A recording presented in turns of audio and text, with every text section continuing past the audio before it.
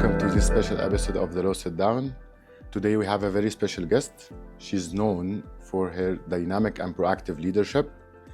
She has 22 years experience. She started as legal researcher at Dubai Chambers, progressed in her career path to be the vice president for the legal affairs of Dubai Chambers, and now she's the first Emirati woman ever to be on the board director of DIAC, and she is the executive director of Dubai International Arbitration Center. Welcome and a pleasure to have you today with us. Thank you very much for having me. Hello, Jehad. As the first Emirati woman to hold this leadership position at DIAC as the executive director, what this milestone means to you and how does it affect your leadership style? Well, first and foremost, I am honored to contribute to this meaningful work. I'm grateful to the leadership of UAE for their wisdom in shaping the nation's success and empowering women across various aspects of the society, economy, and workforce. I'm also grateful to DIAC's board of directors for their trust in me. I believe that their support and vision have been instrumental in making this possible. Personally, whatever I have achieved reflects years of hard work, perseverance, and continuous learning. Throughout my journey, I've learned that growth comes from embracing the unexpected and trusting that every experience, whether good or bad, shapes who you become. And along the way, I've been quite fortunate to have the support of those around me, and I believe their faith in me has been a constant source of motivation. In terms of leadership, I must say that resilience is extremely important, along with leading responsibly and embracing diversity. I believe these values help create a strong and inclusive team and ensure that we are able to adapt and thrive in an ever-changing environment and a complex field such as dispute resolution. However, I think it's very important to always remember that no matter how successful we become in life and how much we achieve, we have to remain humble and modest. At the end of the day, our primary purpose is to serve others, whether in a personal, professional, or community setting. And so titles and positions should not be seen as privileges or taken for granted. Instead, they should be seen as opportunities to make meaningful impact and bring positive change to the field. Jehad, can you share with us some challenges you had during your career in the ADR and how did you overcome these challenges? Throughout my journey, I have been quite fortunate to experience many growth opportunities.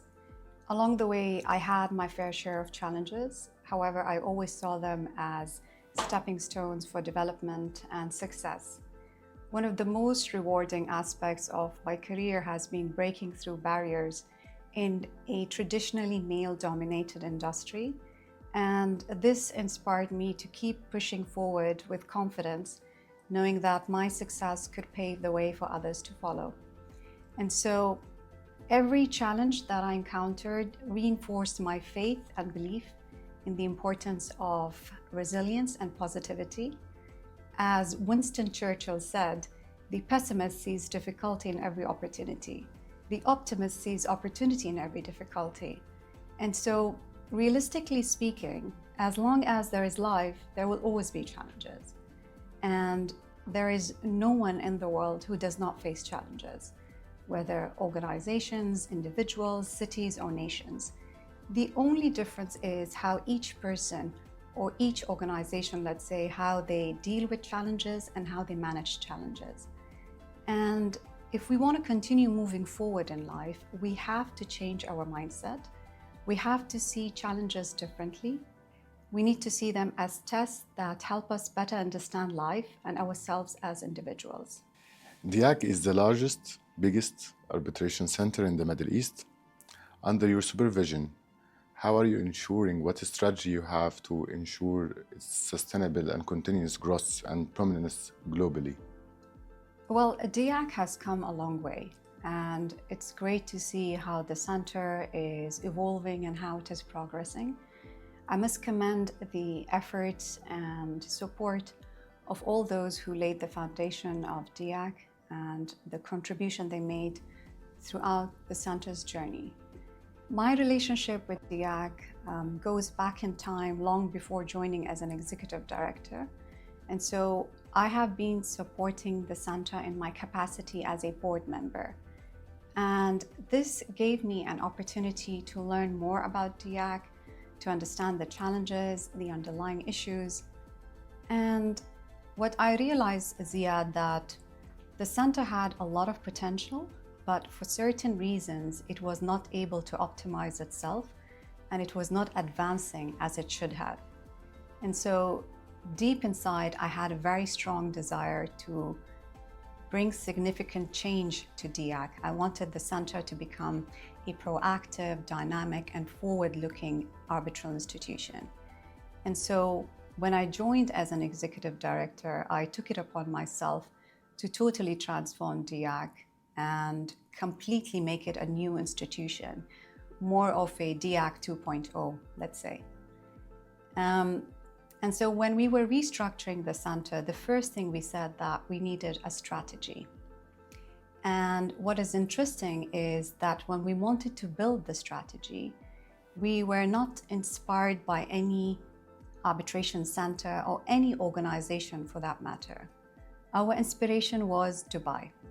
So the beautiful city that you see here, this was our inspiration. How Dubai has transformed itself from a fishing village to a regional powerhouse and now a global metropolis. And this transformation resonated closely with DIAC's journey of organic growth over the years and reflected the aspiration that we had for the development of the center. And so we built a strategy, we have a vision, which is our North Star. Our vision is to become the ultimate global destination for dispute resolution. DIAC has 4 strategic priorities: reinforcing Dubai's position as a global reliable hub for alternative dispute resolution, advancing DIAC's position as a leading arbitral institution, advocating robustly for the use of ADR, and building institutional excellence. And so all our activities and all our initiatives and everything that we do is designed around achieving these priorities and these objectives. However, I must say that having the right team makes a big difference, because even if you have the most ambitious vision, even if you have the most forward-thinking strategy, but if you don't have the right people on board, you will reach nowhere. And so when we wanted to build a team for DIAC, I made sure that I select the right team. We wanted the right people with the right mindset, with the right skills, with the right understanding and knowledge of arbitration, individuals who can work in a challenging environment, individuals who can think outside the box, individuals who can help us achieve our vision and objectives. And so to me, people are the most valuable asset to any organization, because at the end of the day, people are the ones who help to translate the vision and make it a reality. And globally, I can see DIAC. This last year it was everywhere. It was in Egypt, it was in Turkey. Last year, Dubai Arbitration Week was maybe the second biggest arbitration week after Paris Arbitration Week. And I see you also focus on the new generation. You have a lot of classes and courses for the new generation. Is this part of the strategy of the global expansion and continuous growth? Yes, and if you look at DIAC and if you look at our journey, we were established in 1994. We had a very humble beginning. All what we wanted to do was to support the local businesses. And so we were very focused on domestic cases. Little by little, we started to get cases from the GCC and the region.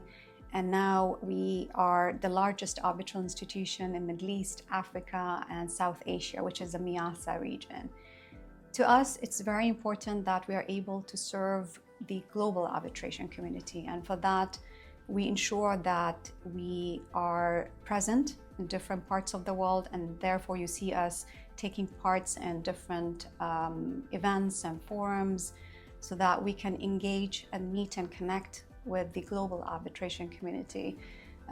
Over the years, we've seen that we have many cases that are international in nature, and so it's very important for us to engage with our stakeholders who are based in all corners of the world. As an institution, we are here to support everyone.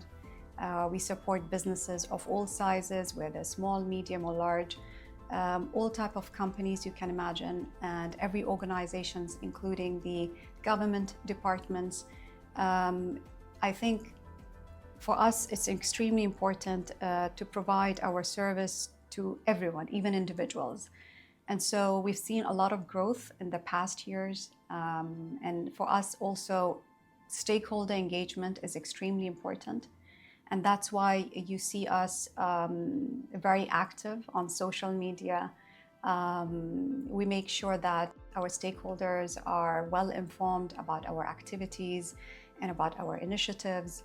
And we are trying to support everyone, to be honest. And so when you mentioned about the younger generation, as an institution, we think that the younger generation is the future of arbitration, and therefore it's extremely important that we support their growth in different ways. And it's extremely important for us to see everyone benefiting from arbitration. Jehad, what are the initiatives or reforms you have implemented to ensure the efficiency of the service offering and efficiency of DIACs? Well, in the past 2 years, we've been very busy and we've made significant changes. In fact, the center has been completely revamped.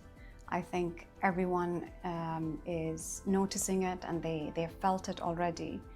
And so the first thing we did is to enhance the governance of the center. And the main layer of the governance structure is the arbitration court. And so we decided to reform the arbitration court back in February 2023. The court comprises of 13 leading practitioners in arbitration, representing 11 nationalities. I think that's diversity at its best. And the court provides support to the case management and looks into the procedural aspects of arbitrations.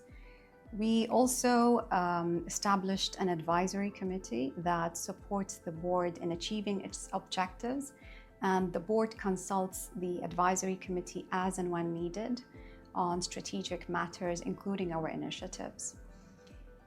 We established a very strong case management team. So if you look at the team members, you will see that they have vast expertise in arbitration and a deep understanding of arbitration, and they come from different jurisdictions, and they've worked previously in private practice and leading arbitral institutions.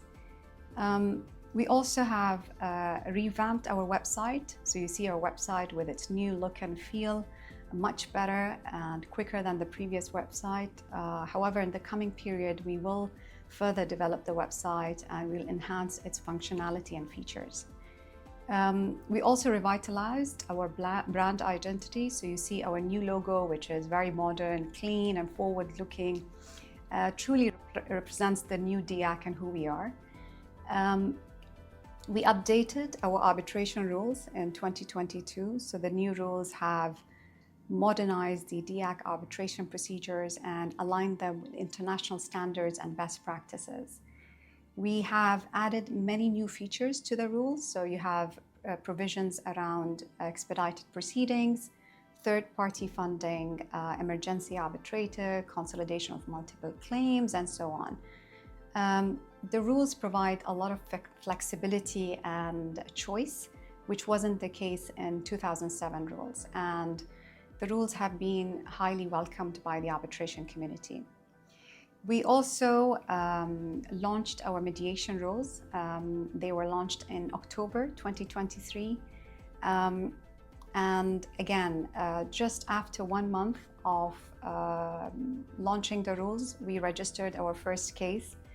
In 2024, we had around 3 cases, so a total of I would say 4 cases in a span of 1 year. I think it's excellent. That shows that mediation will become popular in future. Beside that, we also launched the UNCITRAL arbitration services to provide administrative support to manage procedural aspects of ad hoc arbitrations. We also initiated the DIAC 3-stage training. It's more of a bespoke training program designed around the DIAC arbitration rules and procedures. And so you can see that all these changes have made significant, I think, improvements to DIAC. Yes, a lot has been done, but a lot more needs to be done. And so in the coming period, we will be launching more initiatives and new sets of services to enhance our offerings and to enhance user experience. Jehad, can you share how DIAC engage with its stakeholder to foster trust, collaboration, its approach of forward thinking? Can you share with us how DIACs do that? Well, DIAC in past used to be quite distant from its stakeholders. And we used to always get this feedback that stakeholders didn't know much about DIAC. There was a lack of transparency, but all that has changed in the past 2 years. And so we have enhanced our communication with our stakeholders, and we have a very strong social media presence. So if you follow us on LinkedIn, you will see that we are constantly and regularly updating our stakeholders with the activities of DIAC, with the new initiatives, with what's happening, what's not happening, who's joining the team. The idea is to keep our stakeholders informed and to share with them everything that we are doing. I think that's extremely important. And so when I joined as an executive director, to me, stakeholder engagement was on top of my agenda. And that is where we focused, and that's why you see we are very active in social media. The other thing we did also is we built strategic partnerships with like-minded organizations, whether local, regional, or international. The idea is we want to make sure that we are able, through our partnership, we are able to promote and support international arbitration. And through our partnerships, we are able to also achieve our shared objectives. I think that is extremely important. And we also have participated in events around different parts of the world. So in the past 2 years, we've been to 14 countries, and that gave us an opportunity to engage with our global stakeholders and with the global arbitration community, and to have meaningful conversations. I think that was extremely important. In December last year, we had our first DIAC event, meet and mingle event in Cairo. And that was excellent and quite successful. And so we want to make sure that we are getting closer to our stakeholders. That's extremely important for us. And we also have conducted the DIAC's stakeholder survey. So in past, DIAC never surveyed its stakeholders. I think the stakeholder survey was extremely important for us because through that survey, we were able to understand more from the perspectives of our stakeholders, to understand what are the pain points in terms of our services, where are the areas that we need to focus and how we can improve our services, and what we can do collectively to advance arbitration. I think that's something we are very much keen on. And to me, Ziad, stakeholders are the biggest inspiration. They help us to grow, they help us to become better, they help us to excel. And what I do on a weekly basis, I dedicate my time and I make sure that I meet stakeholders. And I feel that those conversations are extremely valuable. And to me, it's very important that I understand what they have to say about DIAC. And so I listen to them, I hear what they want to say, And I always look forward to my conversations with stakeholders because I find them very enriching and very enlightening. Jehad, how do you perceive the evolution of arbitration and alternative dispute resolution in the region? The ADR in Middle East has gone through significant transformation in the past decade. As countries have diversified their economies and continue to do so, there is a corresponding rise in complex commercial transactions, joint ventures, construction projects, and foreign investments. And all these require effective and efficient mechanisms for resolving disputes. We're seeing that over time, many businesses, many organizations, even government departments and entities are resorting to ADR, and especially arbitration. And so with the increase of also the bilateral investment treaties, comprehensive economic partnership agreements, and foreign direct investments have also increased the demand for expertise in dispute resolution.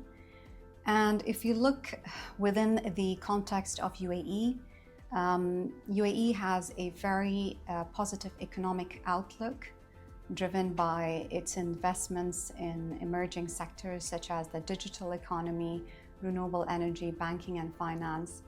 And all these sectors require expertise in dispute resolution. And I think arbitration is best suited to serve all these sectors.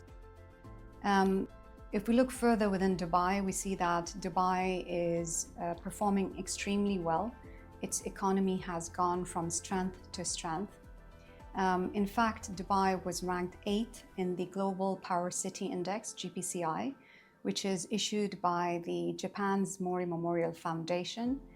Dubai is the first and only Middle Eastern city to be ranked 8th for the second consecutive year. And the GPCI basically ranks cities based on their magnetism.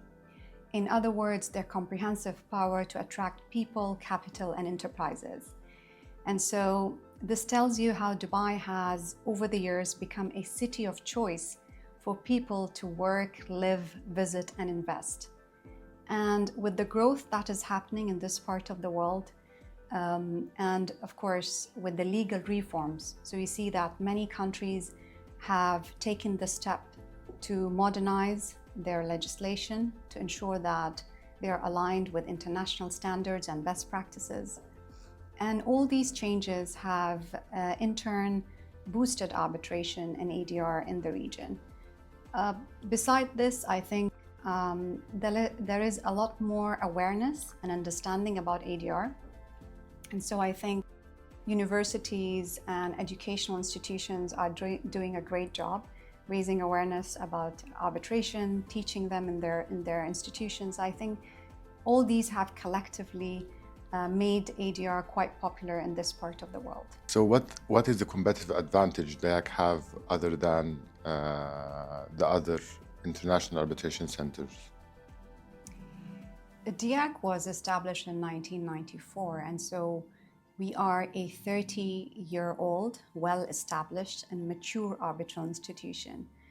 Throughout these 3 decades, we have administered more than 5,000 arbitrations with a combined value of more than 100 billion dirhams. And so we have been able to administer cases from the smallest amount to the biggest or the highest claim amount, from the simplest cases to the most complicated cases. And throughout these years, we have gained deep understanding about the practical issues, and we have a very reliable team who help to make sure that we are administrating our cases as per the DIAC arbitration rules, and also enhancing our procedures and practices constantly, aligning them with international standards and best practices. As an institution, we've been supporting businesses of all sizes, small, medium, and large. We've been also seeing that we have a lot of cases now that are international in nature. And so if you look at our report for the year 2023, you will see that we served parties from 49 countries, from different parts of Europe, Asia, Africa, and Americas. And so we have a very good understanding to support parties and businesses when it comes to their disputes and across all the sectors and industries. And so as an institution, we're seeing a lot of also growth in terms of our caseload. So for the past, I would say 3 years, the average number of cases that are registered on yearly basis is around 330 cases. And so that keeps us quite busy. As an institution, DIAC is the largest and leading arbitral institution in Middle East, Africa, and South Asia. And so we are a leader in this field. And over the years, we have built a reputation of providing reliable and quality arbitration services. In what ways DIAC helped Dubai to retain its position as a attractor for business and dispute resolution in the region? So if we first talk within the context of arbitration, so the success of Dubai as a seat and the success of DIAC as an arbitral institution, they are correlated and they go hand in hand. And so over the years, both Dubai and DIAC have become leaders in the dispute resolution field. And this is very much clear from the rankings. So according to Queen Mary University of London's International Arbitration Survey 2021, Dubai was ranked 10th as a seat. And in QMUL's survey on international energy arbitration 2022, Dubai was ranked 7th. And so these rankings underscore Dubai's appeal as a preferred seat of arbitration, not only in the MEASA region, but also on a global scale. And we're seeing over the years how DIAC is also gaining a lot of recognition. In fact, DIAC was listed in the whitelist of GAR's Guide to Regional Arbitration. There is also a recent ranking that was through the GAR 100 data report. And that report basically analyzed more than 11,200 arbitration cases. In that report, you'll see that Dubai was ranked as the 5th most popular seat in terms of caseload, and DIAC was ranked as 10th most important arbitral institution according to GAR 100. And so you can see that the progress both Dubai and DIAC have made and how we have evolved over the years. DIAC is fully aligned with Dubai's strategy and economic agenda, which is D33. The D33 basically aims to double the size of Dubai's economy by 2033. The D33 includes around 100 transformational projects. And some of the key components of D33 include foreign direct investments, foreign expansion or trade expansion, let's say, as well as development of new generation of innovative industries, such as digital economy, green energy, advanced manufacturing, and so on. And all these require expertise in dispute resolution. And as DIAC, we are fully equipped to support Dubai as it continues rising and to shine on the global stage. And so I think the coming period will be very exciting for everyone. And the growth that we are witnessing in Dubai will definitely bring positive changes to everyone in the region. Technology and innovation is taking a huge part in ADR. How is DIAC taking technology into its operation or incorporating technology in its operation? Technology is disrupting every industry and every sector. We're seeing that most organizations, if not all, are harnessing the power of technology, and DIAC is no exception. And so we are depending heavily on technology in the daily operations when it comes to financial management systems, HR systems, CRMs, and so on. In terms of case management, we have just recently announced our strategic partnership with Opus 2, who is a leader in legal software and hearing services. The aim of this partnership is to introduce innovative solutions and advanced hearing technologies that will enhance our dispute resolution services. And so we will be launching state-of-art digital platform that will connect all the participants of DIAC arbitrations, from the parties to legal practitioners to neutrals, as well as the DIAC Secretariat. We aim to enhance the efficiency and efficacy of our services. And this platform will also provide different features such as e-filing, registration of cases, document submission, and so on. Together with this, we will be also launching virtual hearings that will be supported by real-time transcriptions, e-bundling, electronic presentation of evidences, and so on. And so we believe that these initiatives will truly revolutionize our services, and they will ensure that we are adding more transparency and making sure that our stakeholders and the participants in DIAC arbitrations are well informed and well connected. And this will in turn definitely enhance the user experience. With your experience in policy and governance, how do you see the UAE legal framework with the international standards of the ADR? The UAE has made significant strides in enhancing its legal framework in the past couple of years. I think the major milestone was Law number 6 of 2018, which is the first standalone arbitration law in the country. I think that was an excellent initiative. The law succeeded in streamlining the arbitration procedures and creating consistency across arbitrations in the UAE. The law has been modeled on UNCITRAL and applies international standards and best practices. And there were several changes that were made to the law and introduced in September 2023 to further enhance the efficiency of arbitration procedures in the country. There is now a lot more recognition towards the use of electronic means, and arbitral institutions are now required to provide the technology necessary to facilitate virtual hearings. And all this goes in line with UAE's strategy towards complete digital transformation across various sectors and industries, including arbitration. And so these changes have made a big difference. We have world-class legal systems in UAE, and especially if you look at Dubai, we have applied dual legal system.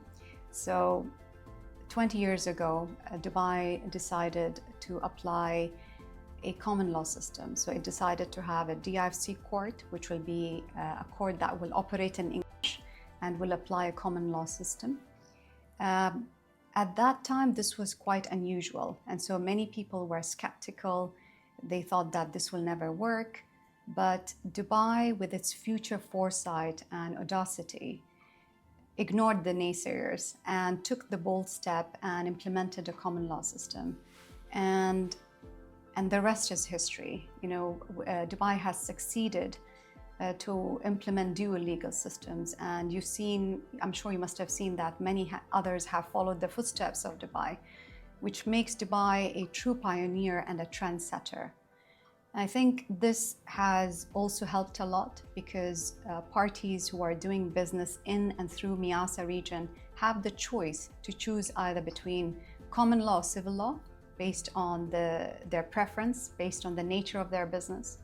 And this has also added to ease of doing business. And that's why you see UAE is always ranked very on the top when it comes to ease of doing business. Together with that, we see that the courts are very arbitration friendly, and the judges are demonstrating great willingness to uphold and enforce arbitration agreements and awards. And that has also, over time, has helped to further solidify the position of arbitration and make it a preferred method for resolving disputes. How does DIAC contribute in initiatives that strengthen the ADR ecosystem in UAE? As an institution, we are actively supporting the arbitration ecosystem in UAE, the region, and beyond. we want to ensure that we play an active role in supporting the arbitration initiatives and the arbitration communities around the world. And so we are a signatory and supporter of equal representation in arbitration pledge and campaign. We are also supporting the Green Pledge and campaign for greener arbitration. DIAC is also part of the institution task force for the campaign for green arbitration. We have recently contributed to the Green Survey, which was published recently. That tells you about the DIAC's endeavors in terms of adopting environmentally responsible practices. And so, as an institution, we believe that we need to act upon these values and implement them. And so, for example, if you look at diversity, and that is very much evident if you read our annual report for the year 2023, you will see that DIAC's arbitration court selection of women arbitrators reached near parity at 47%. The overall appointments of women arbitrators was 31%. I think parties and co-arbitrators are still lagging behind. I think it's important that everybody plays a role, because I think that diversity is a shared responsibility.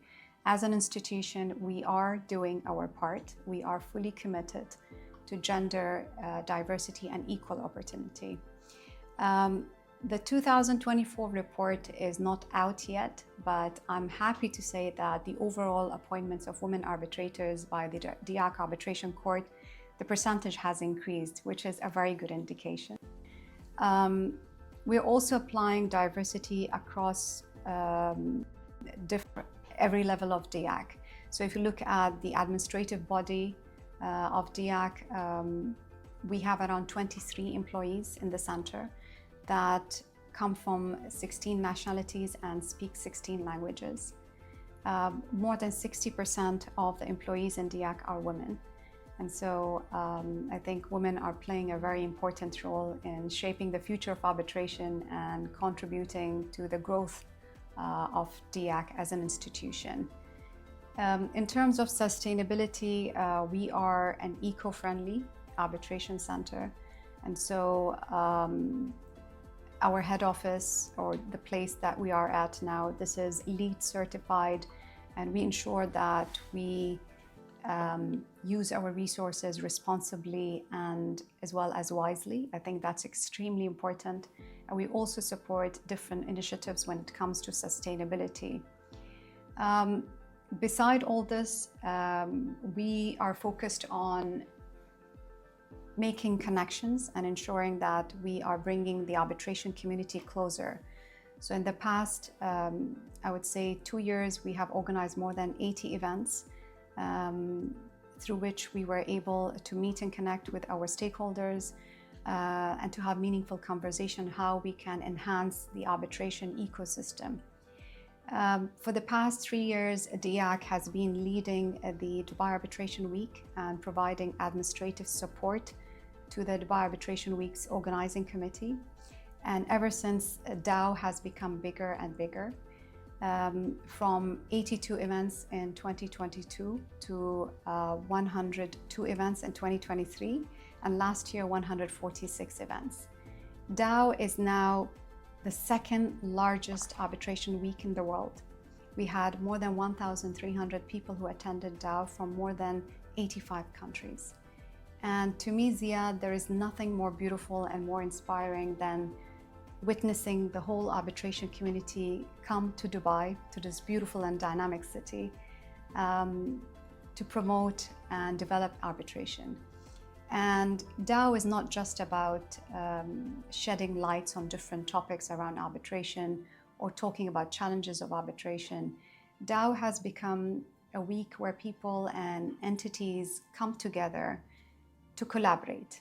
And so we've seen many organizations have announced their collaborations during DAO. And I think that is extremely important, because if we really have to take arbitration to the next level, we believe that collaboration is the key for that. Beside all this, I think DIAC has played an instrumental role in many people's growth and especially professional growth. What I mean by that is if you look at many arbitrators and many lawyers, if you go through their bios and their CVs, you will see that they have some type of experience with DIAC arbitrations.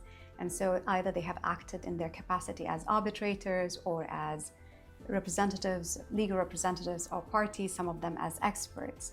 And this shows that how we were able to create opportunities for people in terms of enhancing their profession and their success in the arbitration field. In fact, I come across many times arbitrators who are well-renowned arbitrators who have built successful career in arbitration, and they express their gratitude to DIAC because DIAC gave them their first appointments. And so this can tell you how we were able to contribute behind so many people's success, and we were able to make a difference. And so these are some of the things that we are keen on. But moving ahead, we will continue supporting different initiatives. We will continue working with like-minded organizations, and we'll continue collaborating to develop further the arbitration and make it a preferred method for resolving disputes. Jehad, the first Emirati woman to be the executive director for DIAC. What is your advice to the aspiring leader in the legal field, particularly who want to pursue their career in arbitration and dispute resolution? Well, the younger generation is extremely talented, I must say. I've been meeting many young lawyers and students who have a lot of understanding of arbitration already. They are way ahead of their time. They know what they want, and so I can already see future leaders. And I think the small little world of arbitration will no longer remain small. And I'm very excited about what the future holds for arbitration. But if I have to give an advice, I would say continue embracing a mindset of constant learning and adaptability as the legal landscape is constantly evolving. Time is your best and most valuable resource, so make sure that you use it wisely and make the most of it. Throughout your journey, you will encounter all types of people, including the negative people and naysayers. Make sure that you ignore them and don't let them affect you. Life is full of opportunities, so make sure that you continue focusing on what you want to achieve in life and keep moving forward even during the most challenging times. Remember that tough times don't last, tough people do. And since you want to build a career in law and arbitration, you need to know that these fields require a lot of writing, so be prepared for that. It's great to be a lawyer, it's great to be an arbitrator because you get an opportunity to serve others and to serve your community. What is more important is to uphold strong values and high ethical standards and never compromise on them under any circumstances.